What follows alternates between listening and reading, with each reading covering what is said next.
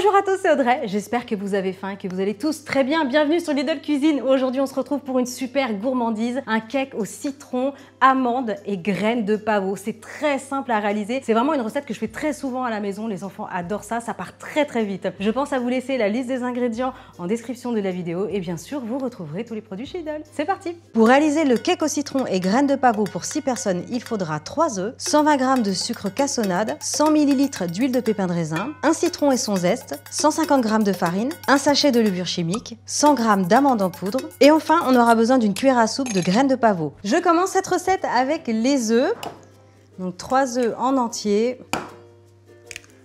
Comme je vous disais tout à l'heure, c'est un cake que je fais vraiment très souvent à la maison. Ah, j'adore. Parce qu'il n'y a pas beaucoup d'ingrédients, il est simple, il cuit très rapidement. Je vais ajouter le sucre, du sucre cassonade, du sucre blond. Si vous avez du sucre blanc, ça fonctionne. Si vous avez du sucre rapadura complet, alors c'est vraiment bien avec ce gâteau parce que ça donne un petit goût de caramel en plus. Et ça va donner du coup par contre un gâteau plus foncé. Je mélange jusqu'à ce que ça devienne mousseux. Il y a de grosses bulles, c'est parfait. Je vais ajouter ensuite l'huile au fur et à mesure. C'est de l'huile neutre, donc colza, tournesol, l'huile de pépin de raisin. C'est une huile qui n'est pas parfumée en fait, par rapport à l'huile d'olive, de noisette par exemple, ou l'huile de noix. Vraiment quelque chose qui n'a pas de goût parce que sinon ça va prendre le dessus sur votre gâteau.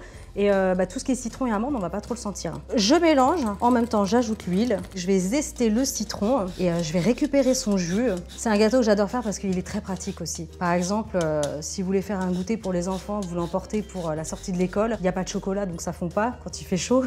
Alors je vais récupérer juste un petit couteau, je vais couper le citron. Je récupère le jus du citron entier. Alors là j'ai un citron jaune mais franchement ça fonctionne très bien aussi avec un citron vert. Si vous n'avez pas de citron, il vous reste une orange, vous prenez une orange. Ça fonctionne aussi avec une clémentine. Je remélange. Je vais ajouter maintenant la farine, l'amande en poudre. On est comme à la maison, hein. Je vais ajouter la levure chimique, un sachet en entier. Généralement, c'est entre 9 et 11 grammes les sachets parce que parfois vous demandez en commentaire. Là, on a une belle pâte impeccable. Là, j'ai beurré un moule à cake. On peut utiliser un moule rond rectangulaire en forme de cœur, peu importe, vraiment. Je vais juste ajouter au dernier moment les graines de pavot. C'est facultatif, mais c'est super joli visuellement. On utilise aussi beaucoup les graines de pavot dans le pain et c'est vrai que c'est trop beau. Avec une maryse, je vais verser la préparation dans le moule. Je vous le rappelle, le four chauffe à 180 degrés. Pour la cuisson, il faut compter 30 minutes à peu près. Allez, ça part au four. À tout de suite.